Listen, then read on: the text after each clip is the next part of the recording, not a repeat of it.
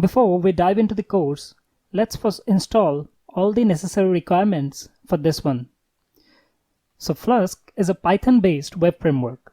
So in order to use it, the first thing that we are going to install is Python. Go to the website python.org, and from the download section, you can find the latest Python version available for your operating system. Here I'm using Windows, so here I'm getting Python 3.9.0.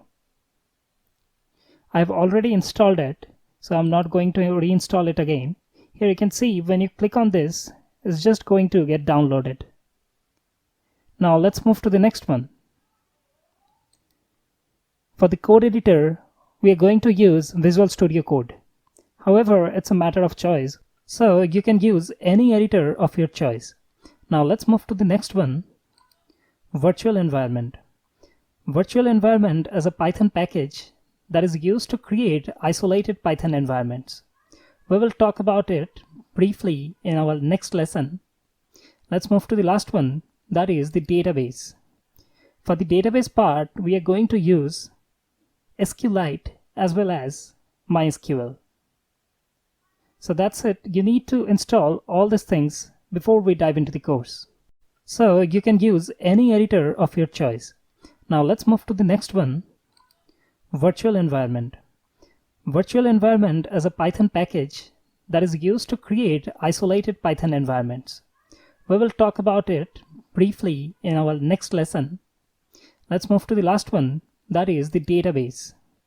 For the database part, we are going to use SQLite as well as MySQL. SQLite is by default available in your operating system. So we need to install MySQL separately. Now go to the download section from mysql.com, and here you can see lots of options available to download. And basically we are going to use the community edition.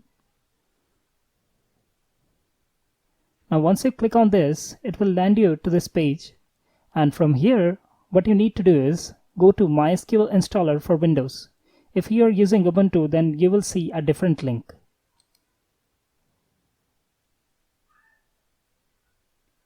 Now once you come to this page, you will see there are two options available.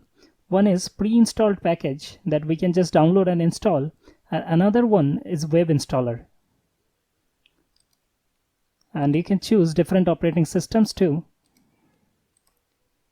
As I'm running on Windows right now, so I'm getting only the Windows editions. So download the one of your choice and install it